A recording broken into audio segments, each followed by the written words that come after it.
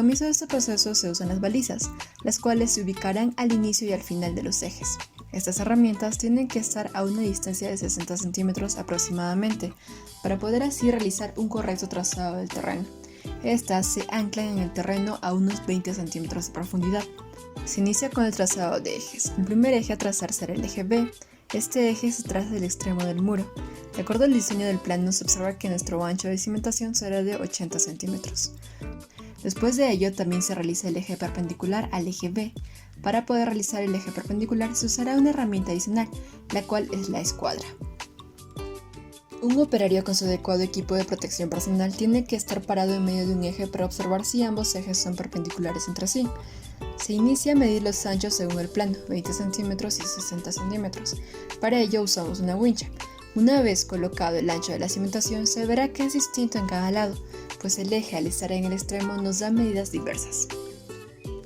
Tanto el eje B, el eje 4 y el eje 3 se tienen que corroborar que estén con las distancias ya mencionadas. Después de corroborarlo, se inicia el trazado como tal en el terreno. En este proceso se puede usar como material la tiza, el cal o el yeso. Con cualquiera de estos materiales se inicia el marcado del terreno.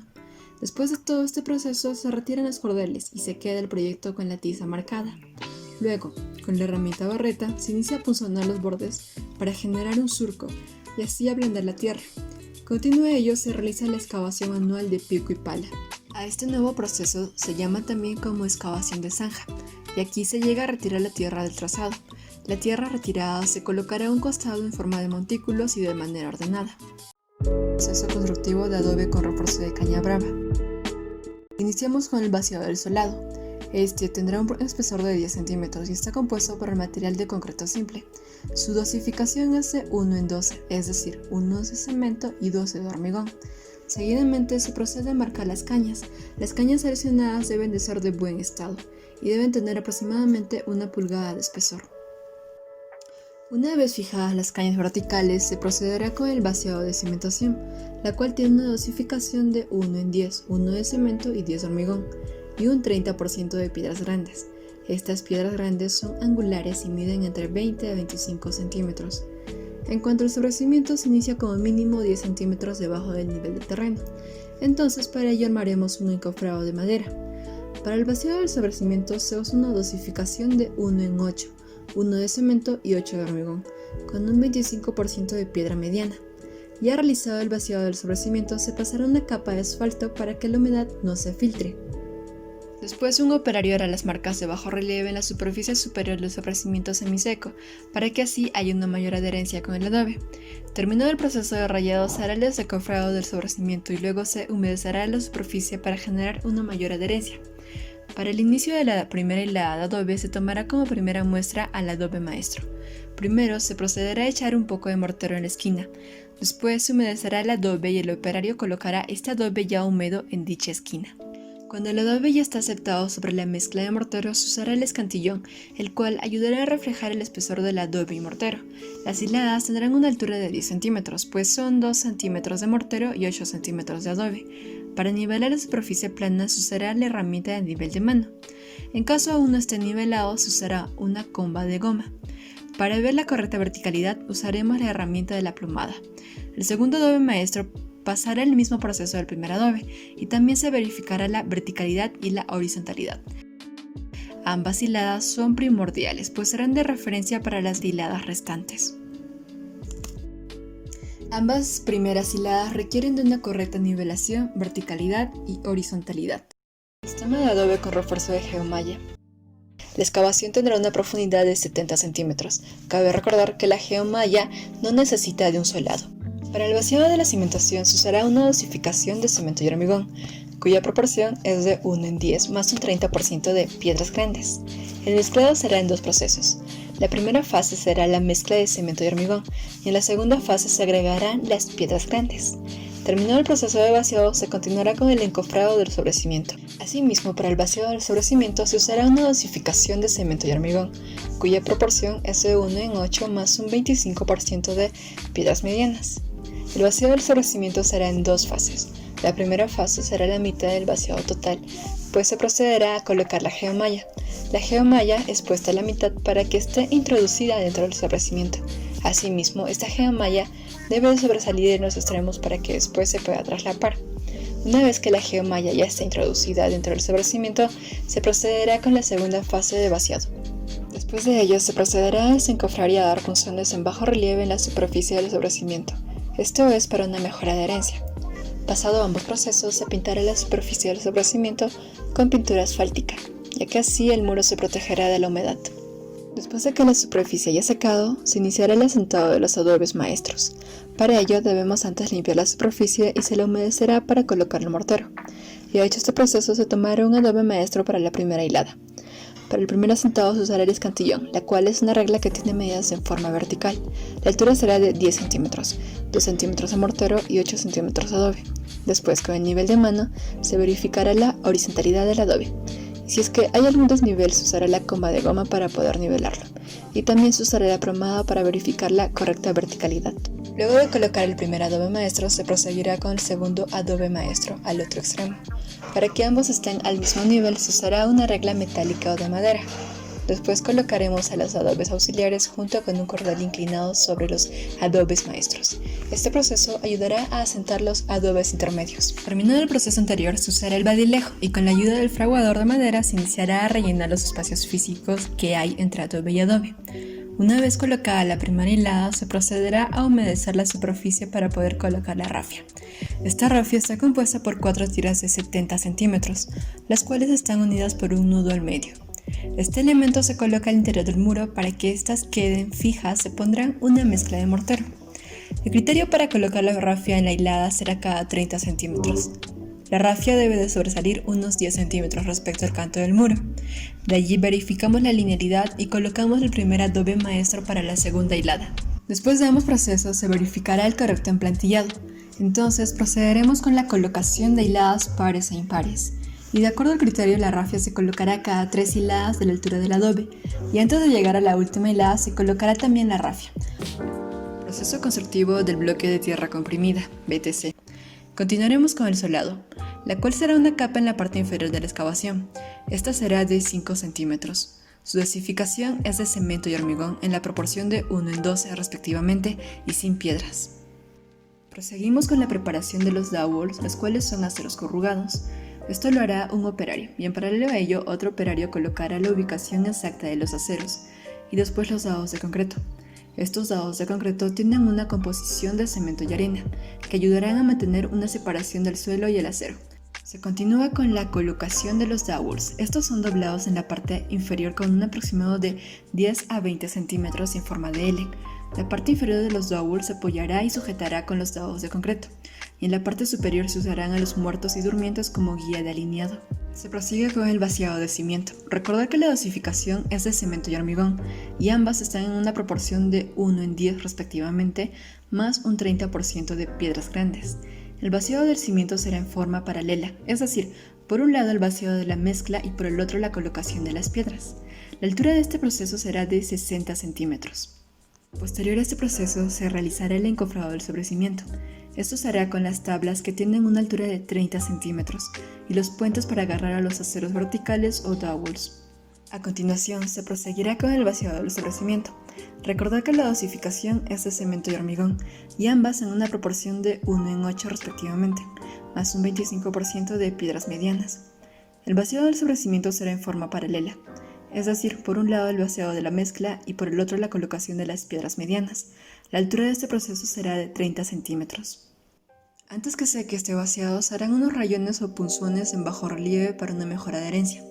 Cabe mencionar que la altura de los dowels varían entre 90 centímetros o 1,20 m y van de forma intercalada. Esta longitud va desde el sobrecimiento hasta la parte superior del acero. Luego se prosigue con la colocación del primer bloque maestro. Primero se humedece el bloque y después se coloca el mortero.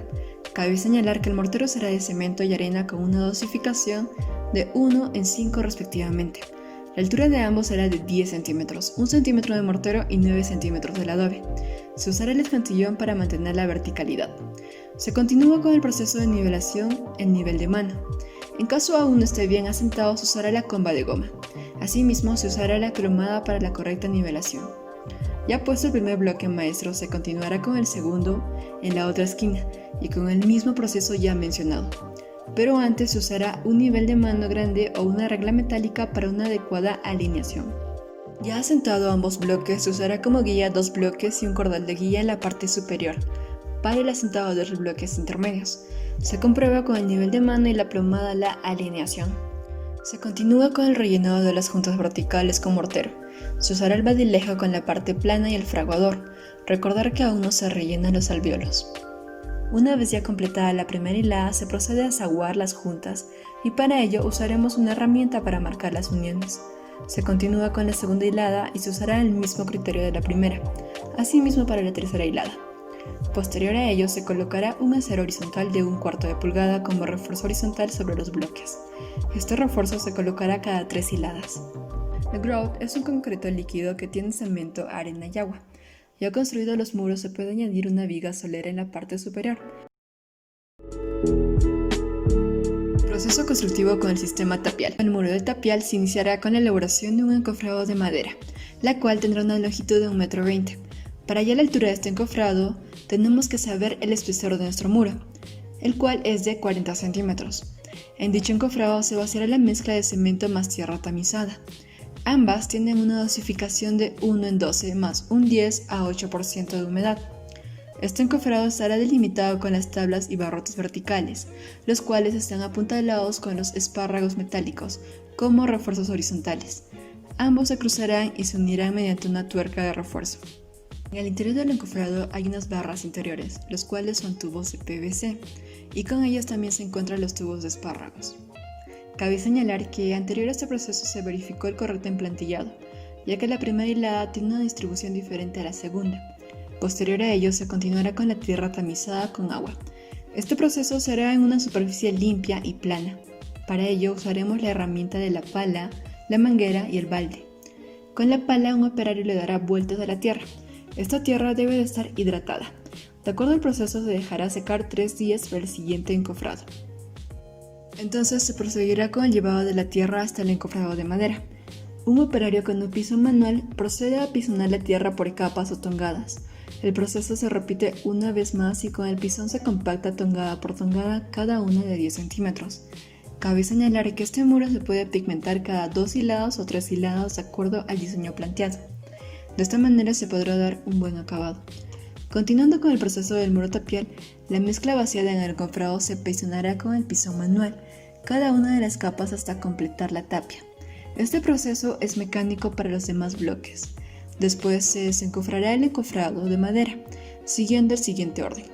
Primero los espárragos, segundo los barrotes y tercero las tablas. Asimismo, se repetirá el proceso mecánico para el tapial perpendicular. Antes de terminar debemos trabar nuestras juntas de la primera y segunda hilada para evitar la falla en corte.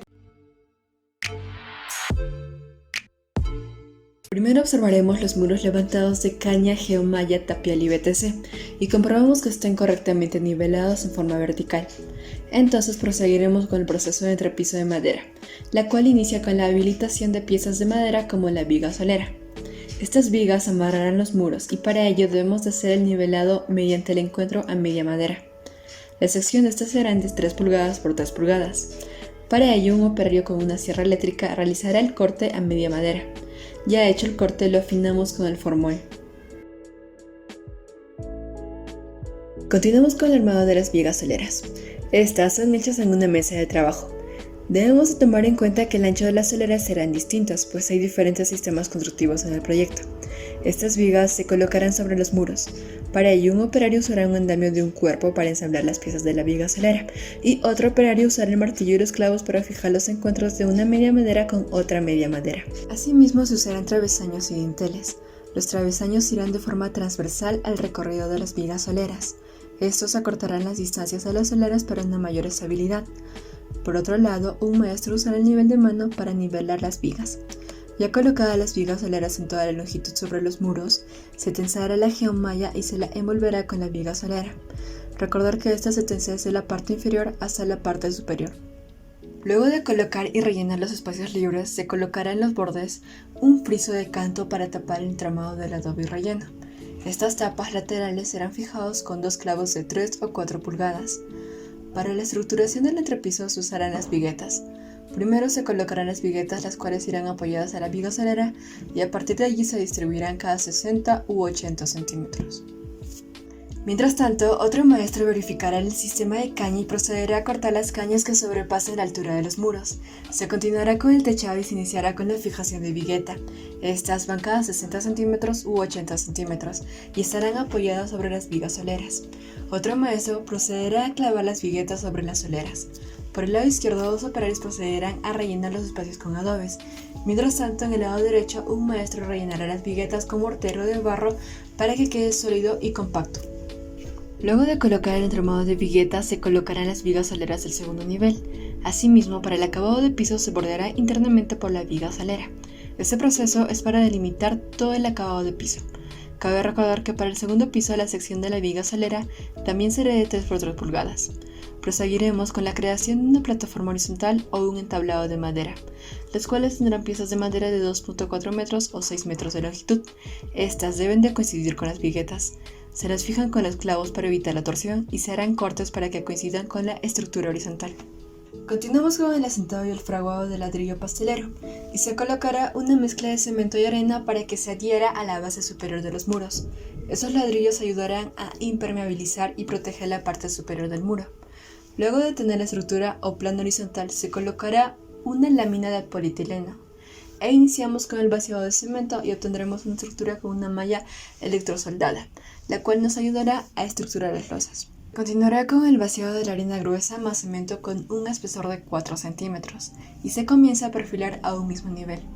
Después se colocará el acabado de cerámico con mezcla de concreto para que se puedan pegar a la superficie. Quincha y tierra aligerada. El armado de paneles se realiza en una mesa de trabajo de carpintería con la ayuda de un caballete, ya que este sirve de apoyo cuando un operario va a realizar los cortes. También podemos mencionar que en este proceso se utiliza la herramienta de la sierra.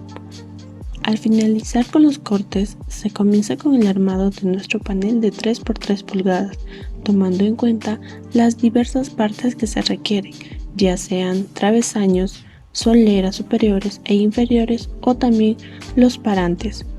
Para este tipo de ensamblajes se requiere la herramienta del martillo y del clavo.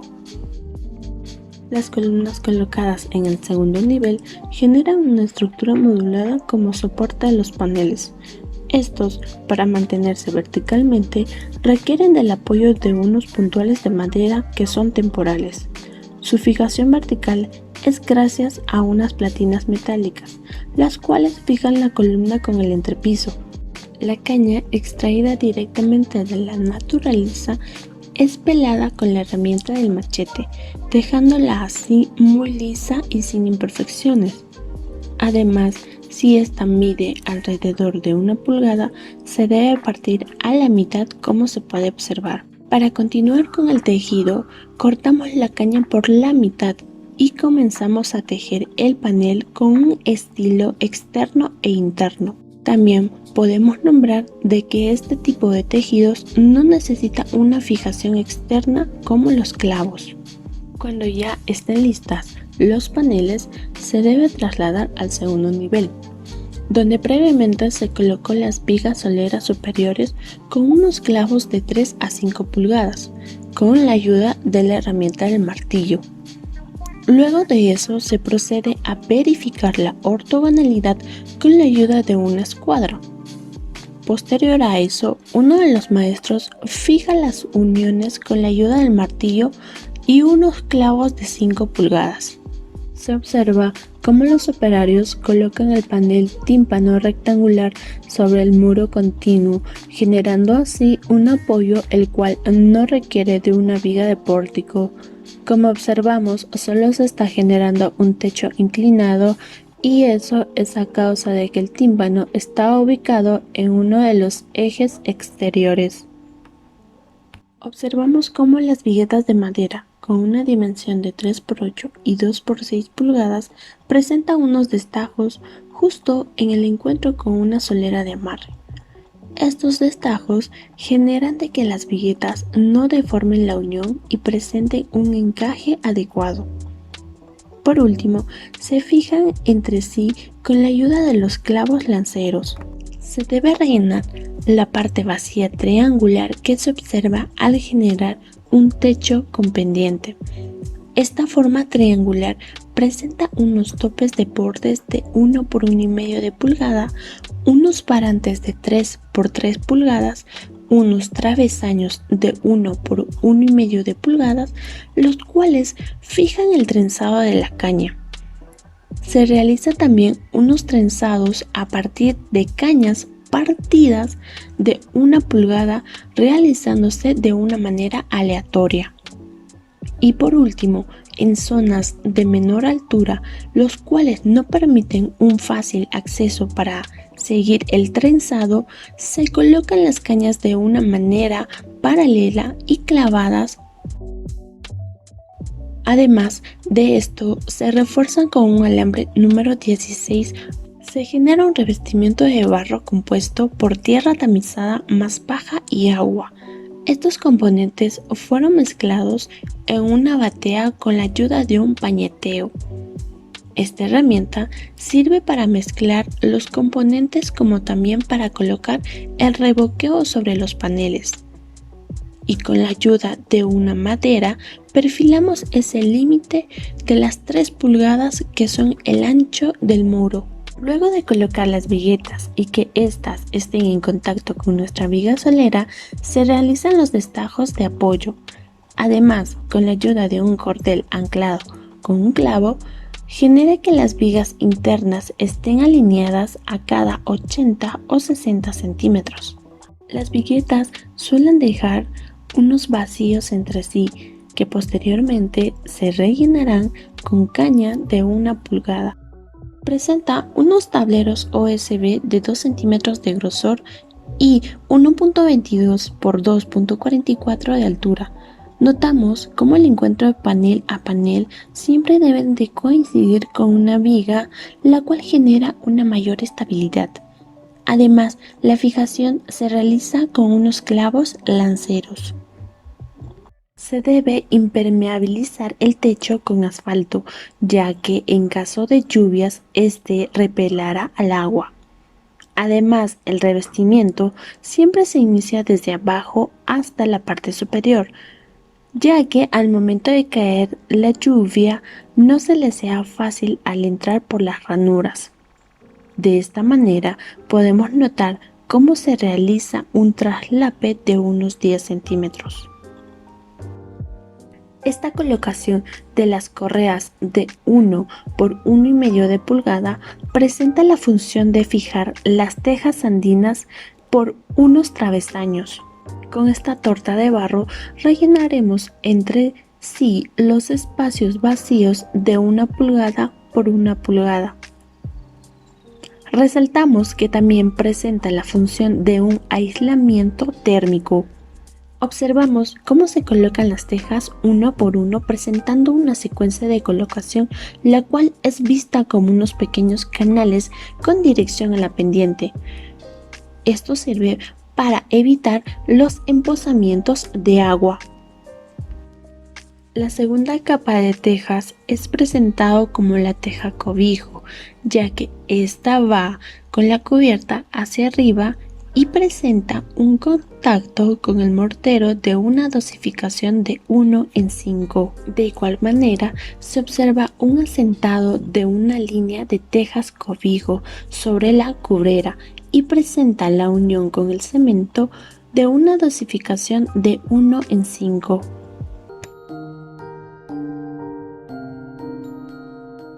Se comienza con el trazado sobre el terreno, representando así un encuentro con las viguetas de madera más la columna de soporte. Se obtiene de esta manera la forma de nuestra figura. Además, ya puestas las medidas adecuadas, comenzamos con la excavación. El vaciado de cemento más hormigón presenta una dosificación de 1:10 más 30% de piedra mediana. Se le conoce también como cemento ciclopio. Además, este cimiento presenta una medida de 30 por 30 por 30 centímetros con una parte superior expuesta, el cual se da a entender que presenta la similitud de un dado de concreto. Ya terminado el proceso de cimentación, continuamos con la colocación de las pretinas, las cuales son elementos de metal con un encuentro en T. Estos se refuerzan a la cimentación con unos pernos de anclaje. De igual manera, se realiza con la madera. La habilitación de la madera se da posteriormente a la construcción de la cimentación, ya que se debe corroborar las medidas para así colocar nuestras maderas. Utilizamos también la escuadra del carpintero para un mejor manejo al realizar los cortes de la madera. Las vigas de escalera son generadas con unas pequeñas hendiduras para que así se pueda unir con una facilidad a nuestras pletinas. Paralelo a este procedimiento, cortamos algunas maderas con la ayuda de una hoja de sierra o también una sierra eléctrica. Al finalizar este proceso se coloca un preservante para que nuestra escalera presente una protección frente a lo exterior, ya sea animales o la misma naturaleza. Posterior a esto se colocan las columnas de madera con el apoyo de algunos puntales de madera. Además, estas columnas están fijadas a la cimentación gracias a la pletina con la ayuda de algunos tirafones y una llave Rochet. Finalmente, se verifica la verticalidad con la plomada. Se observa la colocación de las vigas de madera, las cuales ayudan a estructurar toda la escalera. Estas vigas están en forma dentada y gracias a su forma generan de que el paso se apoye fijamente a estas. La parte baja se fija con la pletina y la cimentación a través de tornillos, clavos o tirafones. De igual manera, se colocan los contrapasos con la ayuda de clavos, tornillos y tirafones. Posteriormente, la viga presenta unos dentados, los cuales permiten un encaje adecuado entre la viga y los pasos. No olvidarse nivelar con la ayuda de un nivel de mano para verificar la horizontalidad de la madera. Se observa también cómo nuestra escalera presenta un descanso y un soporte de unas columnas de madera. Su fijación con el entrepiso se da mediante unos elementos metálicos. La fijación de los parantes de madera se da con la ayuda de tirafones o tornillos, los cuales fijan y aseguran a los pasos. Estos parantes presentan una distancia de 2 a 3 pasos. Y por el tema de seguridad, estos se representan lateralmente a los dos lados. La colocación de esta baranda va de manera inclinada sin perder su forma original, realizando así todo el recorrido. Se genera el vaciado de nuestro falso piso con una dosificación de 1 en 8 de unos 10 centímetros, el cual presenta un contacto con el suelo natural. Posterior a eso se colocan los demás acabados, ya sea el contrapiso de 1 en 5 más agua de unos 4 centímetros y el piso cerámico de 1 centímetro de espesor. Además, se genera la verificación de la horizontalidad con la ayuda de un nivel de mano. Encontramos de igual manera el frotacho que genera una superficie alisada. Las barandas son lijadas dejándoles así una capa lisa sobre la madera. Posterior a esto, se procede a barnizar. En la parte del tapial y BTC, el recubrimiento es opcional. Además, el cemento le da una estabilidad frente a la humedad y presenta una superficie lisa.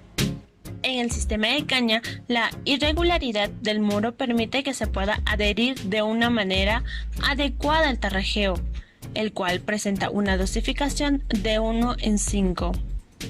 Sí necesita un tarrajeado, ya que la geomalla necesita un recubrimiento que realmente afine el acabado. El revestimiento primario es de barro y luego de cemento más arena fina con una dosificación de 1 en 5. Este también permite que la estructura presenta una rigidez y una estabilidad. Quincha. Su acabado es de barro más paja y sobre él aplicamos el tarrajeo, además de colocar unos clavos para un mejor anclaje. Terminando con este proceso obtenemos el resultado final.